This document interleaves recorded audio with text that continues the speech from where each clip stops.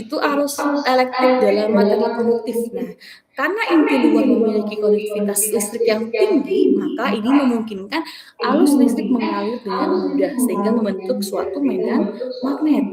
Nah, kemudian ada kontribusi kerak bumi ya menurut Mohs et al. Pada tahun 2008. Nah, selain ini, jadi ada batuan magnetik di kerak bumi yang juga menyumbang sebagian kecil dari medan magnet residual. Disingkat OJIMID adalah konduktivitas tinggi yang juga dari medan residual. medan residual. Nah, apa saja parameter Medan medan magnet. magnet? Di Di sini sini kita kita akan mencoba mencoba untuk untuk memahami memahami bagaimana bagaimana komponen komponen kunci kunci dari dari medan medan magnet bumi. magnet. Nah, Nah, jadi jadi komponennya komponennya itu itu ada ada vektor vektor medan medan magnet magnet yaitu yaitu X X itu itu merupakan merupakan komponen komponen horizontal itu horizontal utara itu utara selatan, selatan, ada ada komponen komponen Y atau Y kita atau sebut kita dengan sebut dengan komponen komponen horizontal yang horizontal yang timur timur barat, barat, ada ada juga juga komponen komponen Z Z di di mana mana komponen Z komponen ini Z ini vertikal ke vertikal ke atas, atas, jadi jadi atas dan atas dan bawah. bawah. Nah, Nah, ini ada jadi di kalau mana di gambar di sini gambar di bisa sini kita bisa lihat kita ya, lihat ini ya, ada ini ada namanya namanya deklinasi deklinasi dan dan juga juga inklinasi. inklinasi. Jadi kalau Jadi kalau deklinasi deklinasi ini ini adalah adalah sudut sudut antara antara jadi utara utara sejati sejati geografis geografis dengan dengan utara utara magnetit. Ini magnetik. ada Ini ada Tetrunov Neptunov dan dan juga ada juga ada magnetit north magnetic di north sini. di sini. Bisa kita Bisa kita kelihatan di arah kelihatan di seperti arah ini. Nanti seperti ini. saya akan Saya akan jelaskan kemudian. jelaskan kemudian. Kemudian ada Kemudian inklinasi. inklinasi. Inklinasi ini Inklinasi ini adalah adalah sudut yang sudut yang terbentuk terbentuk oleh medan oleh medan magnet magnet bumi bumi dengan dengan bidang bidang horizontal. Jadi horizontal. bidang Jadi horizontal bidang di horizontal sekian, sekian, maka sudut maka sudut inklinasinya inklinasinya ketika ketika mengarahkan ke sini, maka ini adalah mengarahkan ke sini, maka ini adalah inklinasi. inklinasinya.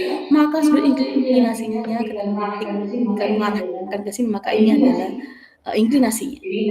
total jadi intensitas untuk F total sendiri untuk untuk F magnet sendiri untuk adalah medan magnet kekuatan adalah kekuatan total medan total magnet medan bumi magnet di suatu bumi titik di suatu pengukuran. titik pengukuran. Satuan ini Satuannya berupa ini NT berupa atau NT atau nanometer. nanotesla. Nah, Nah, ini ini adalah adalah contoh contoh tadi tadi ya. ya, kalau Kalau dibilang dibilang X, X, Y, Z Y, Z tadi tadi seperti seperti apa ya apa ya seperti seperti ini ini kalau kalau misalnya misalnya pakai pakai keterangannya.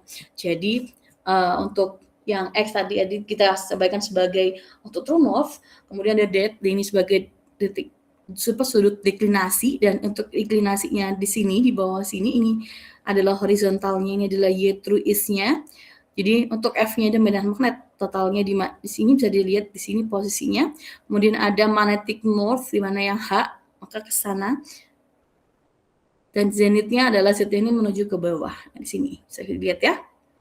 Nah, kalau dimasukkan ke dalam contoh dalam bola bumi, maka bentuknya akan seperti ini. Jadi kita bisa lihat ya. Jadi ini ada sudut-sudutnya sudah dibuatkan juga. Keterangan sudut. Jadi ini adalah kutub utara bumi. Nah, ketika kompasnya akan menunjukkan seperti ini, maka di sini merupakan kutub selatan magnet bumi.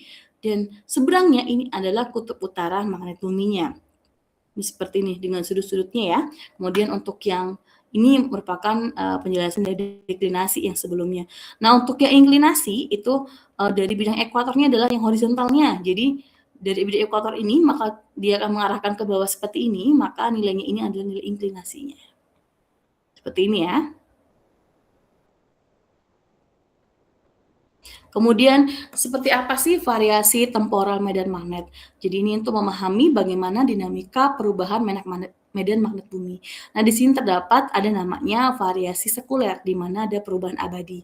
Nah, biasanya ini tuh terjadi akibat perubahan jangka panjang bertahun-tahun hingga berabad-abad. Sehingga perlu jangka waktu yang cukup panjang untuk penelitian ini. Kemudian ada pula berasal dari pergerakan material di inti luar bumi yang sedang cair ya. Kemudian ada menyebabkan pergeseran posisi kutub magnetik bumi. Nah, di sini untuk yang variasi sekuler, jadi ada perubahan abadi di sini. Ada variasi harian atau kita sebut dengan diurnal. Mungkin semuanya bisa dicatat juga sambil dicatat. Jadi karena ada penjelasan yang tidak ada di sini, jadi siap-siap untuk dicatat ya. Takutnya nanti ada di ujian juga bisa jadi gitu. Oke, untuk yang variasi diurnal sendiri ini adalah perubahan siklus harian yang teratur. Nah, di sini tuh biasanya untuk variasi harian itu bisa dipengaruhi oleh macam-macam ya. Biasanya dipengaruhi oleh interaksi angin surya dengan ionosfer bumi. Nah, juga biasanya amplitudenya bervariasi sesuai dengan lintang geografis dan juga musimnya. Nah, di sini juga ada pengaruh besar di sini. Kemudian badai magnetik. Nah, gangguan mendadak dan intens pada medan magnet bumi ini disebut dengan badai magnetik. Dan biasanya ini disebabkan oleh semburan matahari atau kita bisa sebut dengan lontaran massa corona atau kita sebut dengan CME. Nah, di sini dampak ini dapat berdampak pada teknologi itu berbasis satelit dan komunikasi, ini sangat mengganggu. Ini menurut Campbell pada tahun 2003. Nah, kemudian untuk pemantauan global, ini terdapat jaringan observatorium geomagnet. Dan untuk jaringan intermagnet ini mengumpulkan data medan magnet secara real time dan itu berada di seluruh dunia. Dan untuk BMKG sendiri, ini bagian dari jaringan global dan memantau untuk variasi lokalnya. Tugas pertama nih, sebutkan di mana saja jaringan magnet yang ada di BMKG atau pengamatan magnet di BMKG.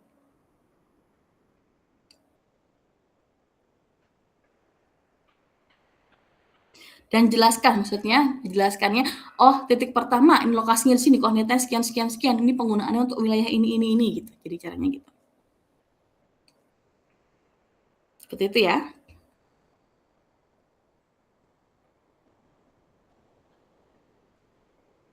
Ya, kemudian tentu saja untuk pemantauan global maupun lokal ini penting sekali untuk studi geofisika yang mana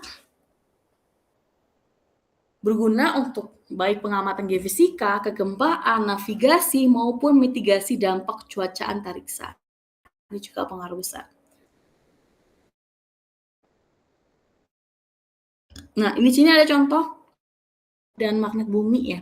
Instrumennya seperti apa? Yang pertama itu adalah flux gate magnetometer. Nah, ini biasanya digunakan untuk mengukur komponen medan magnet secara langsung. Kemudian menggunakan inti ferromagnetik dan juga sensitif terhadap perubahan flux magnetik. Nah, sedangkan untuk proton precession magnetometer memanfaatkan sifat dalam atom magnetit hidrogen proton. Makanya kan namanya proton precession magnetometer. Jadi ada cairan seperti kerosin yang digunakan untuk sinyal presisinya. Jadi untuk mengukur intensitas medan magnet total biasanya. Ini kalau yang di STMKG itu kita punya flux gate, juga punya proton adik-adik sekalian. Jadi kita punya alatnya juga untuk yang pengamatan magnet ini. Dan selanjutnya ada optically pumped magnetometer. Ini digunakan untuk pengukuran presisi dengan magnetik dengan yang ekstrim. Jadi menggunakan atom rubidium, uap yang berupa cesium dan juga helium biasanya. Dan untuk teknologi modern ini dipakai untuk observatorium geomagnetik, terutama untuk yang optically pumped magnetometer yang di tahun menurut Horvik menurut tahun 2019 ya.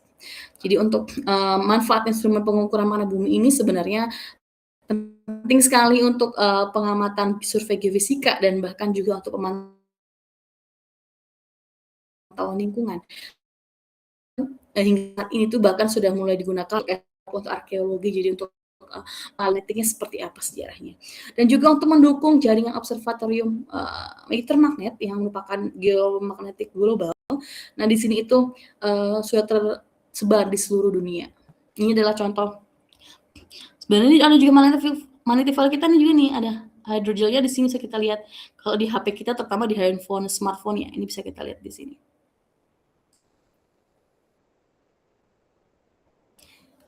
Selanjutnya ada lagi terkait tentang, oh itu kenapa suaranya nggak bisa keluar ya? Coba pakai suaranya dikeluarin di itu deh, di Smart TV, harusnya bisa keluar tuh kalau yang suaranya di Smart TV. Di settingnya coba.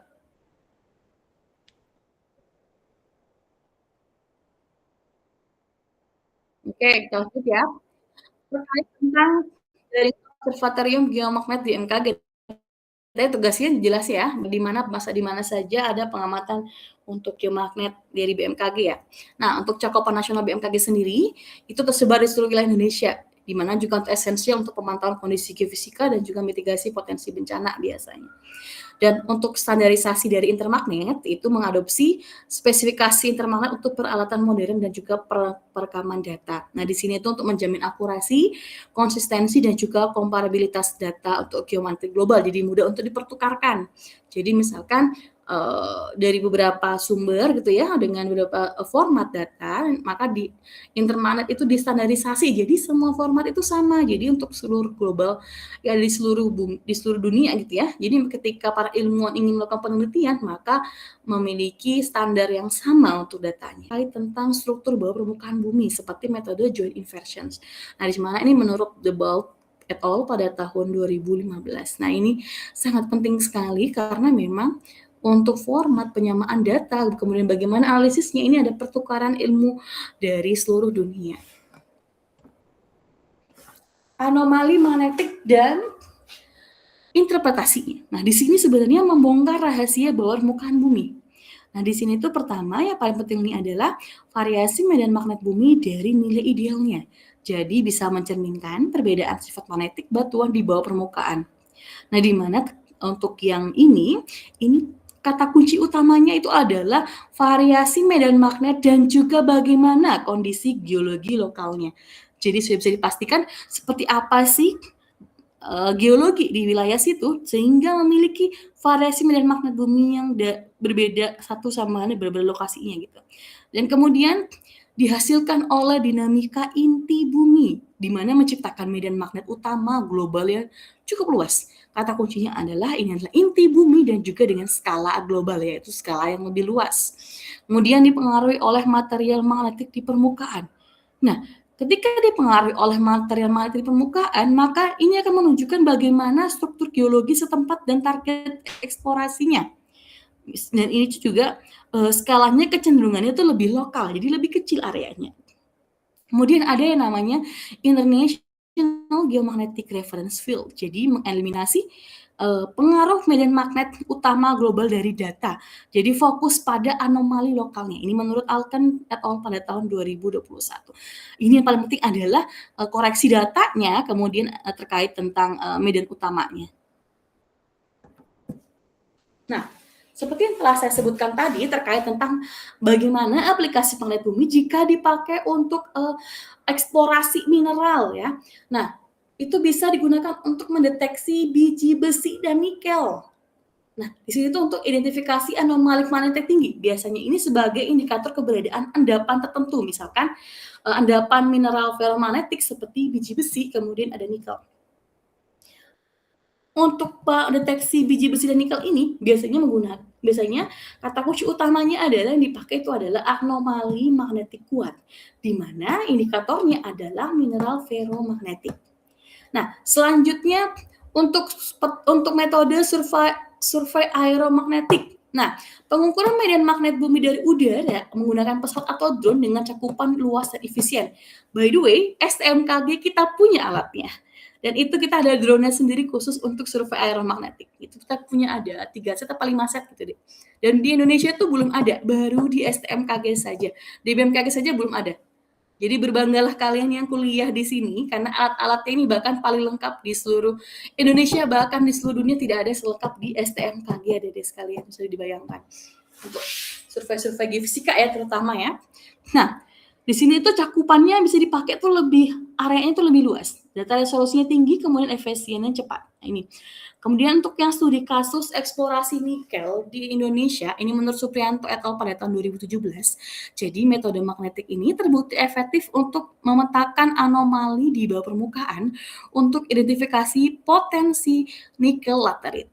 Nah, yang dipakai ini adalah peta anomali magnetik dan juga identifikasi geologi yang kompleks, di mana ditentukan juga penentuan lokasi prospeknya di mana. Jadi untuk tahapan kunci dari pengolahan data magnetik itu, yang pertama akuisisi data mentahnya, jadi berupa data ppm atau flashgate gitu ya. Kalau ppm itu dari proton precise magnetometer tadi, kalau yang flashgate ya dari flashgate ya alatnya ya, keluarannya ya. Nah, untuk koleksi data itu ada namanya tadi yang disebutkan sebelumnya itu ada ini International Geomagnetic Reference Field, jadi IGRF untuk koreksinya. Kemudian terdapat variasi harian yang saya sebutkan sebelumnya yang ini. Jurnal ya. Jadi ini sangat penting untuk dilakukan koreksinya ini. Kemudian selanjutnya itu adalah untuk pengolahan biasanya digunakan inversi dan pemodelan 3D. Ini menurut teori dari Lee and Oldenburg ya. Kemudian dihubungkan juga dengan bagaimana interpretasi geologinya sehingga tentukan penentuan prospeknya seperti apa terkait eksplorasi ini. Ada juga dipakai dengan aplikasi eksplorasi migas. Ini juga dipakai untuk memahami bagaimana bawah permukaannya, adik-adik sekalian. Pertama, yaitu adalah analisis struktur dari geologinya. Ini mendeteksi anomali magnetik dari batuan dasarnya. Terus kemudian mengidentifikasi bagaimana sesar, lipatan, dan juga batas intrusi. Nah, hal ini nih krusial untuk menargetkan bagaimana perangkap hidrokarbonnya seperti apa. Jadi kata kuncinya ini adalah magnetiknya, kemudian bagaimana batuan dasar atau basementnya, baru kemudian strukturnya seperti apa.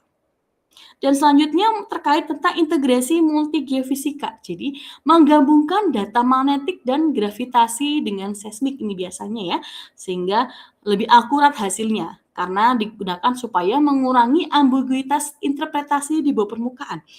Ketika digunakan data magnetik didapatkan posisinya di mana, tapi ternyata masih kurang detail, sehingga perlu digunakan juga gabungan data gravitasi misalkan, gitu, sehingga didapatkan hasil yang lebih akurat lokasinya.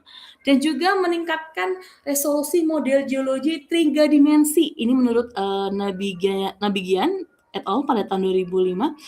Nah, ini bisa dipakai. Ini merupakan joint inversion dari data magnetik dan juga data gravitasi untuk seismik, aktivitas seismiknya. Ini bisa kita lihat ya di sini ya. Kemudian selanjutnya terkait tentang inovasi alat dan software. Untuk magnetometer canggih itu kita udah punya ini, ada proton dan juga optical pop juga. Kemudian ada koreksi IGRF yang penting untuk anomali medan magnet. Kemudian selanjutnya untuk softwarenya macam-macam ya, bisa pakai OASIS juga bisa. Software OASIS Montage untuk pengolahan data. Kemudian ini ada peningkatan akurasi pemodelan bawah permukaan. Nah, imigrasi data secara signifikan meningkatkan dan ketepatan pemodelan bawah permukaannya. Jadi ini ada contoh bagaimana ketika hanya menggunakan magnetik sekian persen kekuatannya, ketika pakai gravitasi saja sekian persen, dan ketika pakai seismik saja sekian persen, jika digabungkan atau kita lakukan inversionnya, maka ini akan semakin lebih baik. Jadi semakin lebih akurat dan lebih teliti. Nah, ada juga ini cuma contoh saja ya, tapi tidak kita terlalu detail karena di BMKG sendiri kita tidak terlalu mengidentifikasi terkait geothermal, jadi cuma buat contoh saja supaya ada informasi dari luar juga. Jadi untuk yang ini bisa digunakan berupa deteksi alterasi magnetik biasanya untuk geothermal. Ini untuk mengidentifikasi zona alterasi panas bumi melalui anomali magnetik. Nah, koreksi IGRF ini kali untuk menghilangkan medan magnet utama buminya seperti apa. Nah,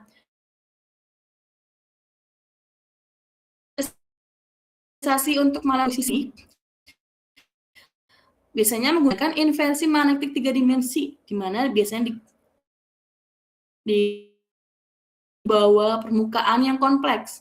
Nah, di sini joint inversion baik dari magnetik, gravitasi maupun seismik meningkatkan resolusi modelnya. Sehingga untuk pengolahan data yang didukung perangkat lunak geofisika, data tadi sudah saya sebutkan sebelumnya yaitu OASIS Montage, ini sangat penting dipakai. Kemudian ada juga studi kasus misalkan untuk lapangan X misalkan gitu ya.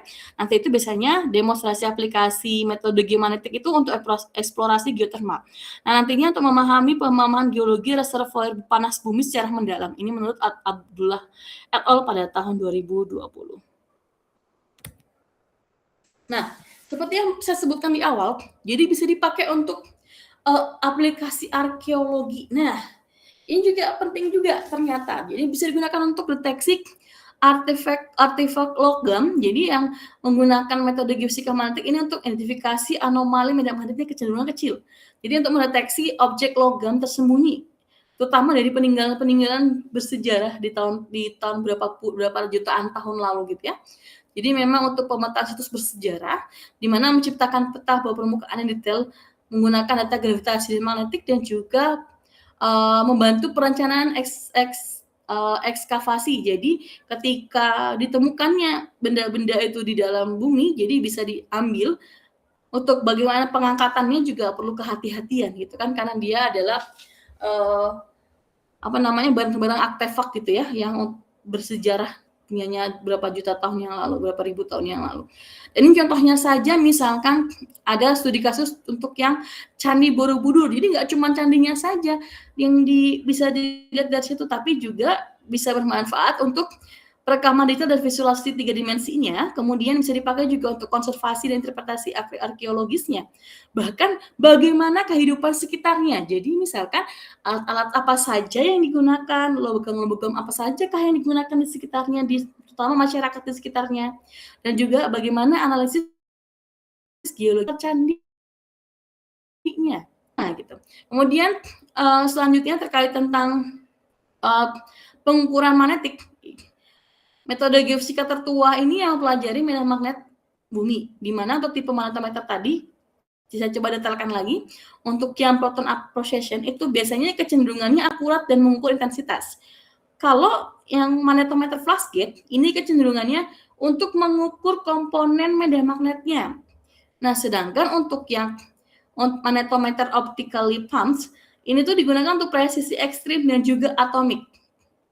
Nah, ada pula untuk pengolahan data dan satelit juga ada. Nah, ini untuk yang koreksi data biasanya menggunakan IJRF atau yang tadi saya sebutkan sebelumnya yang terkait tentang referensi untuk geomagnetik ya. Jadi untuk menghilangkan pengaruh medan magnet utama bumi dan variasi halion itu menghilangkan fluktasi untuk medan magnet hariannya.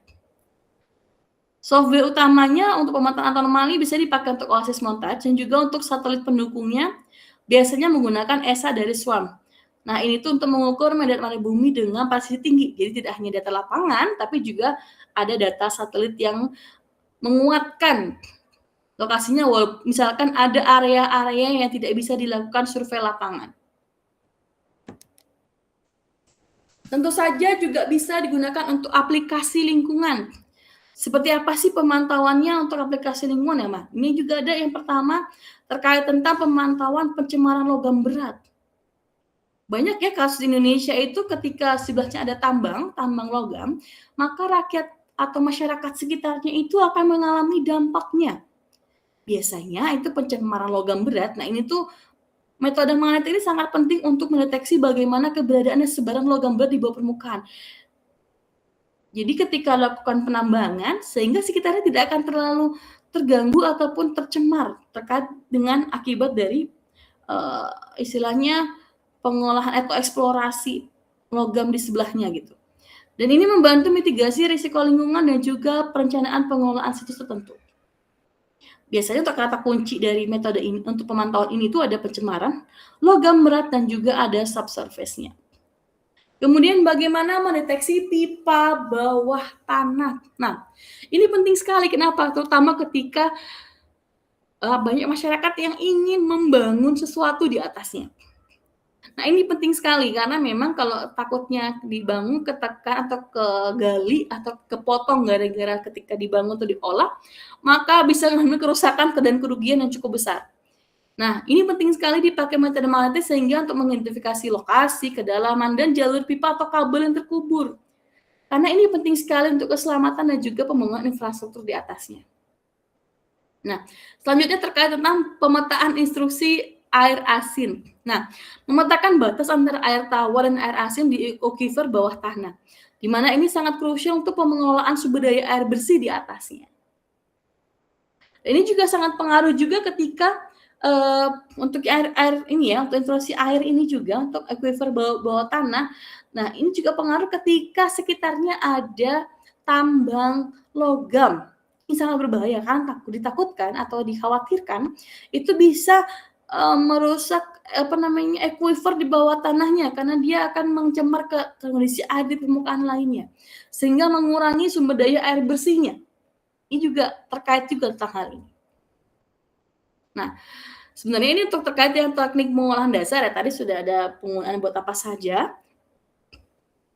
Ini ada untuk teknik utama pengolahan dasarnya, ini ada koreksi variasi harian. Nah, koreksi variasi harian ini dipakai untuk sebentar, ini kayaknya ada yang gambar salah masukin, sebentar saya tutup aja dulu biar tidak mengganggu.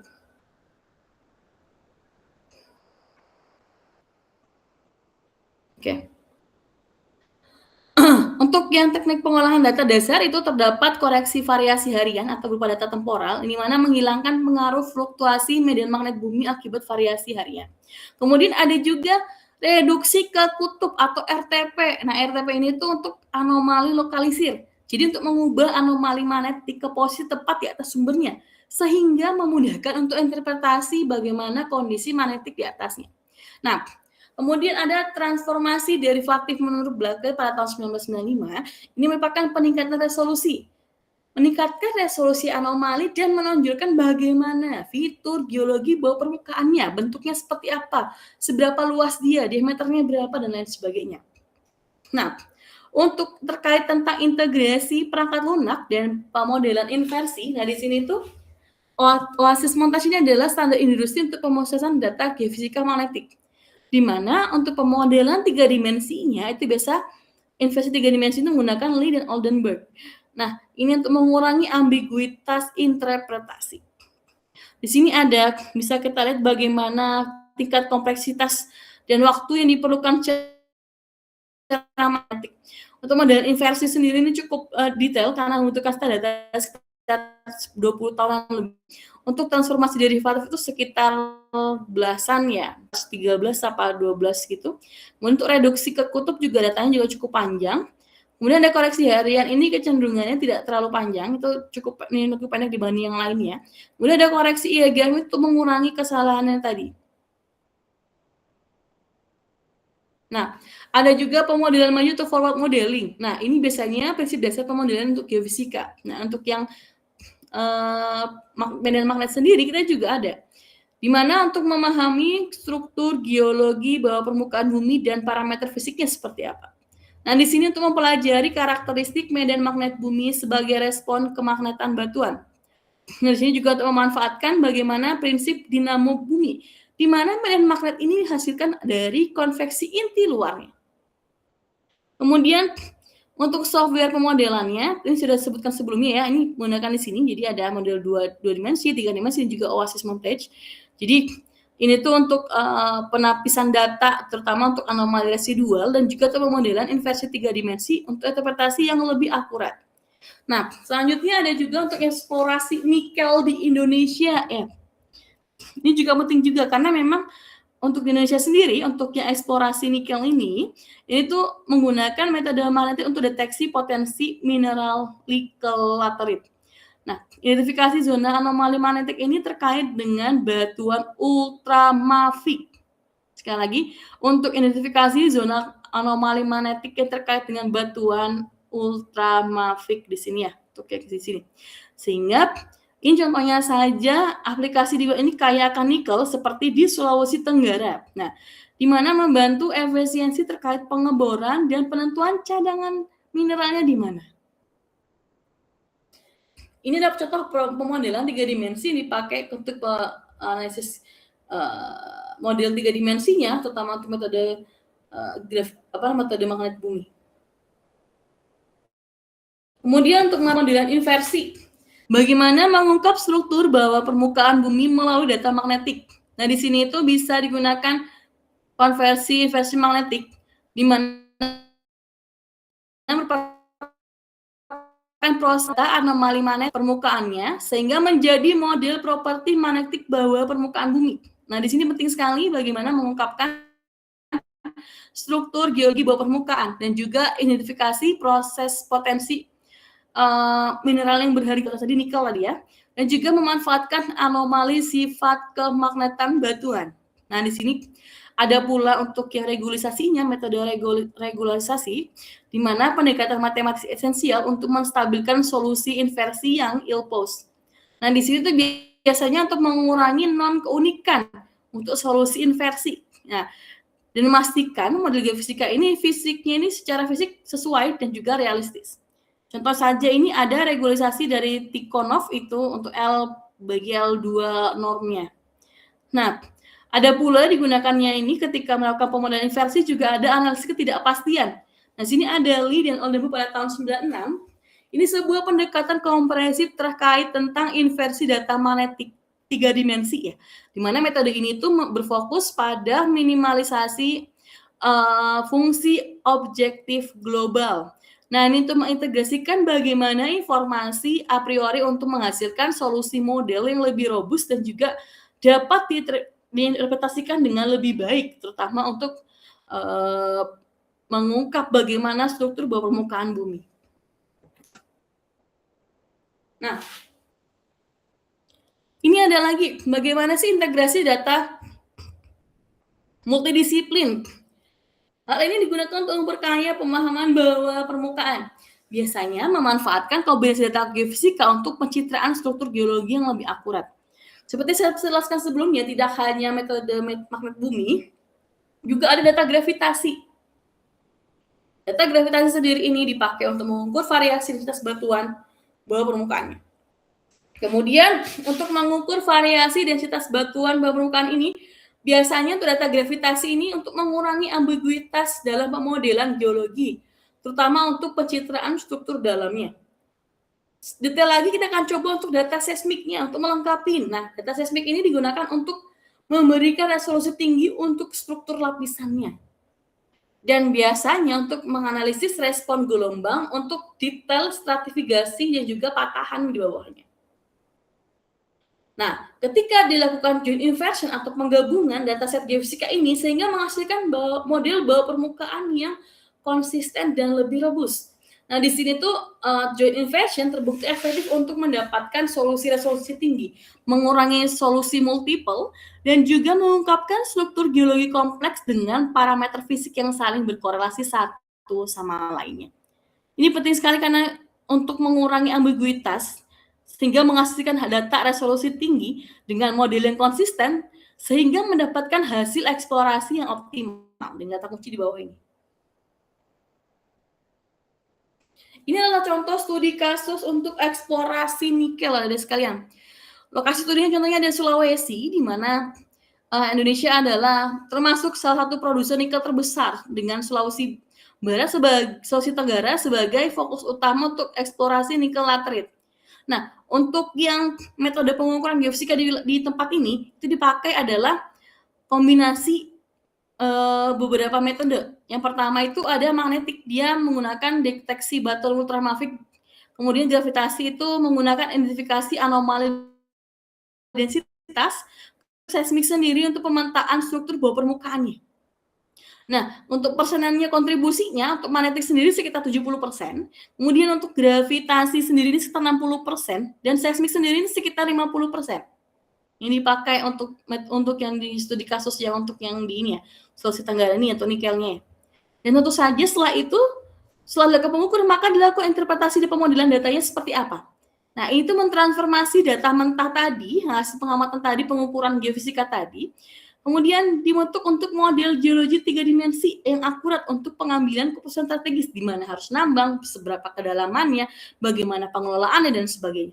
Nah, ini menggunakan satu koreksi IJRF untuk mengeliminasi medan magnet bumi utama, kemudian untuk joint inversi, integrasi data magnet dan gravitasi sehingga lebih baik datanya. Kemudian untuk pemodelan 3 dimensinya adalah sebagai visualisasi distribusi nikel dan struktur geologi terkait. Nah, ada lagi studi kasus survei yang geothermal juga ada. Ini bisa menghubungkan bagaimana inversinya bisa dipakai untuk manifestasi geothermal. Contoh area prospek itu ada di Jawa Barat. Nah, ini kasus studi dengan potensi energi panas bumi yang cukup tinggi. Ini contohnya bagaimana ada sumur panas bumi, kemudian bagaimana manifestasi untuk yang panas bumi, dan bagaimana resapannya untuk fluida panasnya, kemudian ada batuan kedapatan seperti apa, sumber panasnya dari mana. Ini adalah contoh dari yang kemarin ya saya jelaskan sebelumnya ya, terkait tentang arus konveksi ya, bisa dilihat. Nah, biasanya untuk manifestasi permukaan itu terdapat sumber air panas dengan suhu yang cukup tinggi. Kemudian ada emisi gas dan uap di bawah tanahnya. Dan ada batuan yang mengalami perubahan kimiawi. Selanjutnya terkait juga ada hubungan anomali manifestasi. Ini biasanya mengidentifikasikan sumber panas dan batuan teralterasi di bawahnya.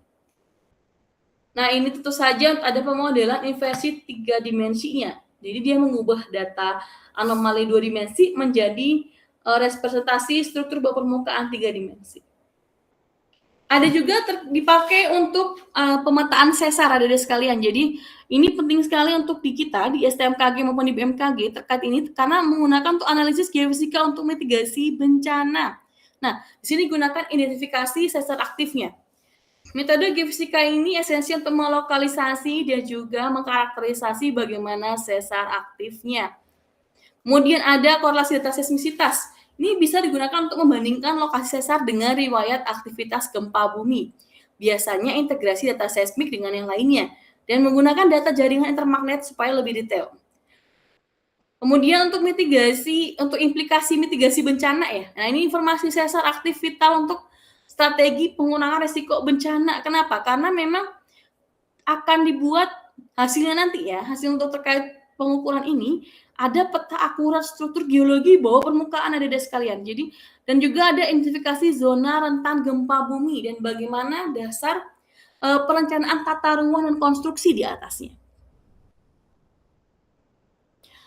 Sehingga ketika ada lokasi-lokasi yang terdapat sesar, maka perlu ada cara untuk bagaimana infrastruktur di atasnya dibangun. Buat sesar. Oke, selanjutnya terkait tentang pengolahan data dasar. Tadi saya sebutkan sebelumnya ya. Ada yang Oasis Montage, jadi ini ada software untuk pengolahan data magnet ya. Ini juga bisa dipakai untuk memfasilitasi pembuatan peta anomali magnetik. Ini teknologinya sudah lumayan canggih, jadi koreksi data, pemfilteran, dan lain sebagainya sudah bisa dilakukan. Dan juga bahkan mendukung reduksi ke kutub dan juga pemisahan anomali. Nah, di sini ada contohnya ya. Jika dilakukan pengukuran magnetometer di lapangan, contohnya saja, ini selain dipakai magnetometer yang ini, yang flasket juga dipakai untuk proton, ppm juga dipakai. Dan kelengkapan lainnya yang dibutuhkan untuk survei medan magnet ini. Koreksinya kalau tadi sudah saya sebutkan sebelumnya, untuk terkait dengan koreksi data, ada koreksi variasi harian sudah jelas ya, karena ini kan untuk menghilangkan fluktuasi medan magnet akibat aktivitas matahari. Kalau IGRF sendiri kan untuk mengeliminasi pengaruh medan magnet utama yang bersifat regional. Dan selanjutnya yang paling penting adalah koreksi topografi. Nah, koreksi topografi ini untuk mengurangi efek variasi elevasi permukaan pada pembacaan data di sini. Pembacaan data ini. Karena memang kenapa? Ini karena penting sekali untuk memisahkan bagaimana nilai sebenarnya dari anomali magnetiknya. Dan arahnya seperti apa. Dan bagaimana kondisi lokalnya. Gitu. Dan juga untuk visualisasi kontur dan lanjutan, biasanya merepresentasikan distribusi anomali magnetik dalam bentuk peta kontur. Kemudian memberikan gambaran awal struktur geologi bawah permukaan. Selanjutnya bisa dipakai untuk pemodelan inversi 3 dimensi dan bahkan penting untuk interpretasi geologi dan eksplorasi. Dan bahkan untuk praktikum untuk analisis anomali, di mana ini adalah untuk memahami tahapan kritis dalam pengolahan data magnetik geofisika terutama ya. Pertama itu adalah teknik filtering, kemudian ada reduksi ke kutub dari RTP, kemudian interpretasi sederhana. Nah, interpretasi sederhana ini untuk mengidentifikasikan strukturnya, menentukan batas dan kedalaman objek bawah permukaannya seperti apa. Nah, di sini tuh aplikasinya luas, biasanya untuk arkeologi, untuk nikel, dan lain sebagainya. Kemudian untuk pemodelan 2 dimensi sendiri, itu ada macam-macamnya, ada inputnya, parameter model, sehingga ada batasan model untuk simulasinya biasanya. Ini bisa dilihat dari parameter fisik batuan atau fisika batuannya. Kemudian untuk running simulasinya, jadi diberikan eksekusi algoritma pemodelan komputasi sehingga menghasilkan suatu pemodelan respon sintetisnya seperti apa. Dan ada analisis hasilnya. Di sini bisa membandingkan respon sintesis dengan data observasi untuk validasi model. Ini ada pendekatan yang merekonstruksi bawah permukaan dari datanya. Tantangan penelitian magnet bumi, adik-adik sekalian. Ini banyak sekali tantangannya. Yang pertama terkait tentang pemahaman dinamo bumi. Nah, ini penting sekali, perlu adanya adik-adik sekalian untuk bagaimana pemahaman dinamo bumi kita. Digunakan untuk mengecek mekanisme pembentukan medan magnet dan juga bagaimana gerakan konveksi di inti luar cair bumi. Dan ini juga untuk mengecek interaksi antara rotasi dan juga arus listriknya. Nah, di mana biasanya ada pemodelan kompleks dinamika fluida. Selanjutnya terkait tentang prediksi pembalikan medan magnet. Nah, di sini nih ada yang unik. Jadi, memahami siklus pembalikan tidak teraturnya. Sehingga yang mana berdampak pada sistem navigasi dan juga teknologi satelit. Nah, di sini implikasi terhadap lingkungan dan iklim juga sangat signifikan. Sehingga memerlukan data historis dan pemodelan yang canggih. Semakin banyak datanya, ini bisa digunakan untuk prediksi pembalikan medan magnetnya lebih detail. Kemudian resolusi survei tinggi. Nah, akuisisi data magnetik ini dipakai supaya lebih presisi. Nah, penggunaan magnetometer yang canggih tadi, yang 3 tadi itu ya, ini digunakan untuk memproses data yang kompleks. Di mana bisa diintegrasikan datanya dengan data satelit dan juga data dari observatorium yang global. Dan ini biasanya untuk yang kolaborasi global dan teknologi mutakhir ya, ini tuh ada jaring observatorium geomagnetik global yang berupa kayak intermagnet gitu ya. Nah, ini vital sekali untuk pemantauan berkelanjutan karena memang untuk pengembangan teknik inversion geofisika ini meningkatkan resolusi model bawah permukaan. Nah, di mana untuk yang metode ini, untuk data intermagnet ini, dia menggunakan quantum magnetometer pada satelit sehingga menawarkan akurasi data yang belum pernah ada sebelumnya. Jadi lebih detail dan lebih presisi. Selanjutnya ada pemantauan canggih dari satelit SWAM ESA. Nah, untuk ESA sendiri ini konstelasi SWAM itu dapat 3 satelit dari ESA. Nah, misi utamanya ini adalah memetakan medan magnet bumi dengan presisi yang tinggi. Ini menggunakan quantum magnetometer di mana instrumennya utama kecil, hemat daya dan bahkan bisa operasi vektor murni. Manfaatnya ini adalah untuk kecenderungannya drift dan juga meningkatkan fidelitas data dan mengurangi data untuk geomagnetiknya sehingga menghasilkan presisi yang cukup tinggi. Nah, untuk integrasinya sendiri ada beberapa paper yang saya dapatkan juga. Jadi menggabungkan integrasi dengan ML atau machine learning untuk analisis data geofisika. Nah, di mana di sini sudah jelas ya kalau pakai joint inversion pasti dipakai. Kemudian tujuannya untuk mengungkap bagaimana struktur geologi bawah permukaan yang kompleks. Peranannya ini tuh adalah optimasi dan juga penanganan solusi berganda dengan percepatan model 3 dimensi. Ini adalah contohnya yang bisa dihasilkan seperti ini. Kalau menggunakan machine learning, jadi dia bisa digunakan dengan data yang cukup besar. Begini cara fundamental mengubah cara kita memahami bumi, mengidentifikasi potensi sumber daya mineral seperti apa. Nah, terkait peran BMKG dalam riset magnet bumi itu banyak ya. Jadi untuk yang observasi geofisika berkesinambungan itu ada bisa dipakai untuk mengecek istilahnya prekursor gempa bumi. Jadi tanda awal kejadian tanda awal sebelum kejadian gempa bumi. Jadi cek anomalinya. Apakah ada anomali nih sebelum gempa bumi itu berapa hari sih, berapa minggu sih sebelum gempa bumi besarnya gitu. Dan juga ada juga dipakai untuk BMKG sendiri tuh untuk standarisasi dan diseminasi data. Nah, BMKG ini menyediakan data geometrik real time dengan komunitas ilmiah sehingga bisa dapat dipertukarkan secara lokal maupun secara global karena memastikan format data standar untuk riset globalnya. Kemudian mendukung pengembangan model International Geomagnetic Reference atau IGRF. Nah, selanjutnya untuk yang analisis yang krusialnya, ini melakukan koreksi IGRF untuk data anomali magnetik terukur. Menggunakan perangkat lunak tadi ya, yang Oasis Montes untuk pengolahan data, dan juga memberikan informasi geomagnet untuk berbagai aplikasi geofisika. Macam-macam. Dampak riset magnet bumi aplikasi nyatanya bisa pakai untuk tambang, bisa dipakai untuk pemetaan situs kuno, dan juga untuk pemodelan bawah permukaan. Dari etika pengolahan datanya sendiri ya, sebenarnya kalau yang dari magnet bumi sendiri itu ya, nggak cuma etika dari kitanya, dari penggunanya ya, tapi juga bagaimana kredibilitas hasil penelitiannya. Indah mutlaknya seperti apa sih, dan juga untuk menghindari bias dan manipulasinya seperti apa. Kemudian ada metodologi yang transparan.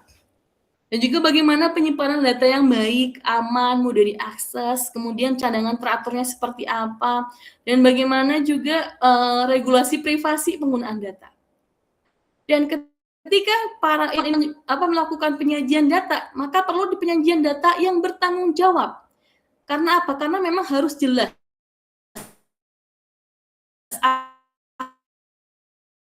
akurat dan tidak menimbulkan jiwa baru. Ini menyertakan batasan dan juga asumsi secara spesifik dan juga menggunakan visualisasi yang tepat. Dan ini banyak kejadian, terutama ketika teman-teman tadi sekalian atau bahkan masyarakat di luar sana yang menggunakan kompas. Kalau diketahui bahwa kompas tidak selalu menunjuk ke arah utara sebenarnya. Ini clear ya? Ini ada contohnya. Kalau dia kalau mau ngecek kutub utaranya mana, kutub selatan utaranya mana, kutub kompasnya mana, mana yang memang asli untuk geografinya yang mana. Ini bisa kita lihat dari sini. Jadi kutub selatan planet Bumi berada di dekat kutub utara geografi Bumi, di sebelahan. Dan untuk diskusi secara solusi ya, masalah umum di lapangan ini paling sering terjadi, terutama ya, ini ada kondisi geologi permukaan kita itu di Indonesia itu sangat kompleks. Kita punya pulau-pulau kecil yang cukup banyak, puluhan ribu gitu ya, pulau-pulau kecil kita, sehingga sangat bervariasi dan kompleks, sangat unik gitu. Dan medan magnet bumi ini dominan mengaburkan anomali targetnya, sehingga perlu koreksi yang cukup banyak. Nah, kadang solusi tunggal sering multitafsir dan bahkan kurang akurat. Variasi data dan juga ketidakpastian pengukuran ini suka jarang diperhitungkan. Itulah kenapa biasanya ketika dilakukan pengukuran lapangan, pengukuran itu tidak hanya dilakukan satu kali, bisa 10 sampai 20 kali dalam satu titik pengukuran. Biasanya seperti ini baru dirata-ratakan biasanya. Kemudian ketika ada strategi pemecahan masalahnya seperti apa? Biasanya menggunakan joint inversion untuk mengintegrasikan multi-data geofisika, sehingga pengurangan ambiguitas, peningkatan resolusi, dan juga bagaimana parameter fisika yang terkorelasi bisa dilihat. Dan untuk yang akuisisi datanya juga macam-macam ya, biasanya untuk menggunakan magnetometer, bahkan untuk koreksinya, bahkan bisa dipakai untuk yang sumber dari Intermanet maupun dari SWAM ESA tadi. Dan perlu kepastian terkait tentang kalibrasi instrumennya, alatnya. Ketika sudah ada alat yang canggih untuk pengukuran metode magnet bumi ini, juga perlu kalibrasi instrumen secara berkala. Ini penting sekali karena ketika tidak dikalibrasi dengan rutin, maka hasilnya juga bisa jadi salah. Nah, ini adalah bentuk rangkumannya untuk pertemuan hari ini. Jadi terkait tentang dasar medan magnet bumi, bagaimana efek dinamo inti luar bumi dan juga bagaimana konductivitas listrik tingginya. Kemudian juga ada metode magnetik dan juga koleksi IJRF mengeliminasi medan utama bumi yang dari anomali terukur. Untuk jenis magnetometer ada flash gate, ada proton pulsation, dan ada juga optically pump untuk akurasi data, dan juga untuk eksplorasi bisa pakai geologi dan lain sebagainya. Untuk jaringan observatorium itu bisa dari BMKG maupun Intermagnet sebagai standar. Ini ya. Sampai sini ada pertanyaan, dipersilakan. Materi hari ini kayaknya ini dulu. Perlu saya kasih batasan nih, karena memang untuk materi ini, karena kita kan hanya pendahuluan geofisika ya dia, jadi tidak detail saya bahasnya, karena nanti ada mata kuliahnya sendiri. Magnet bumi, itu ada mata kuliahnya sendiri. Gitu. Kalau nanti pengen lebih dalam lagi, bisa nanti menunggu untuk semester berikutnya untuk mata kuliahnya sendiri. Begitu. Sampai sini ada yang ingin tanyakan? Silakan.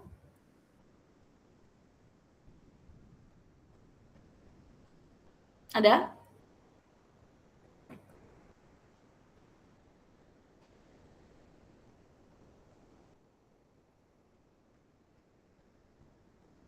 Ya, silakan. Siapa?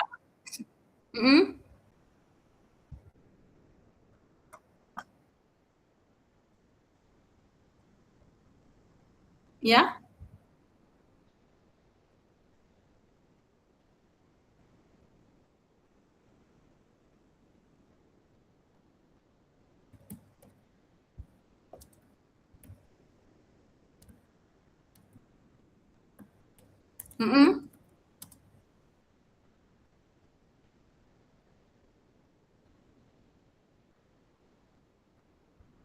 Oke. Ini juga bagus juga pertanyaannya. Terima kasih pertanyaannya, Dek. Jadi kalau untuk overall, untuk joint inversion memang butuh waktu ya untuk pengolahan data. Tapi keakuratannya ini sangat tinggi, Dek. gitu loh. Jadi jangan sampai kita pengen cepat, tapi ternyata ketika keluar hasilnya itu malah bias atau bahkan kesalahan parameternya cukup tinggi. Nah, ini penting sekali kenapa perlunya ada joint inversion ini. Ketika ada multi parameter kan pasti ada multi tafsir nih ceritanya nih, ya kan?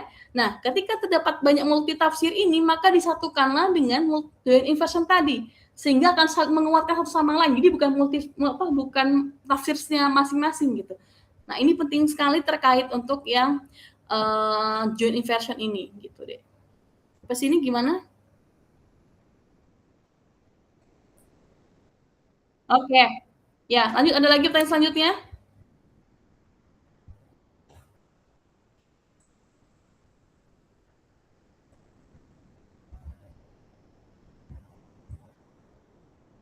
Silakan.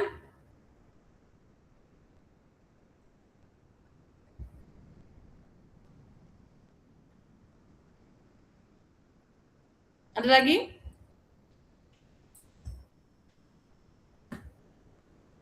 Jam 3 kan ada lagi kuliah ya?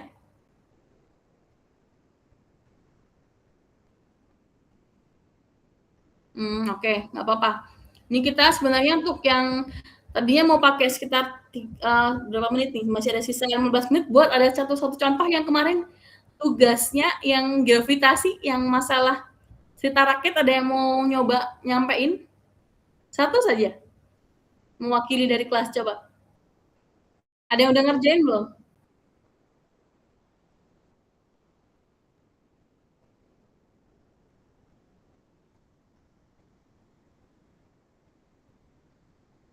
Ada yang udah apa istilahnya? Mengerjakan. Ya, ada yang udah mengerjakan belum?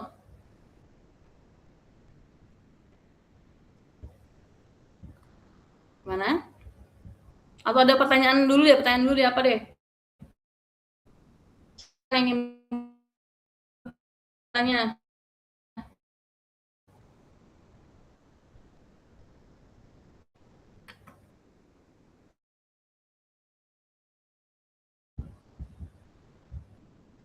Ada lagi?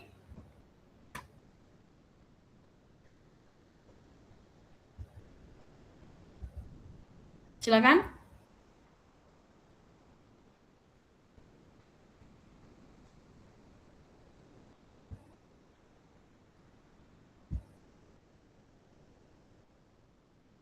Oke. Mungkin untuk hari ini itu dulu ya, untuk mata kuliahnya kita hari ini. Ya gimana?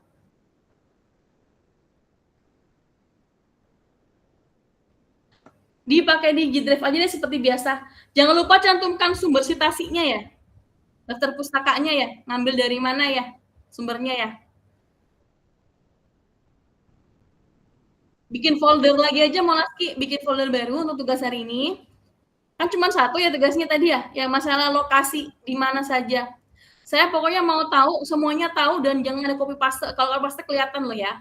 Jadi usahakan cari sendiri, usaha sendiri. Gitu ya. Oke. Mungkin itu saja dulu ya, Molaski dan teman-temannya ya, Geofisika 1A ya. Terima kasih banyak untuk waktunya. Mohon maaf saya tidak bisa hadir langsung secara offline. Memang masih dinas di luar.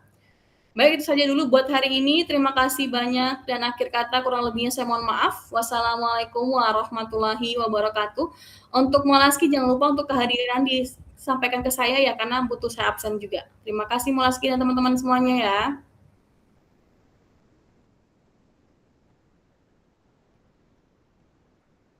Ya,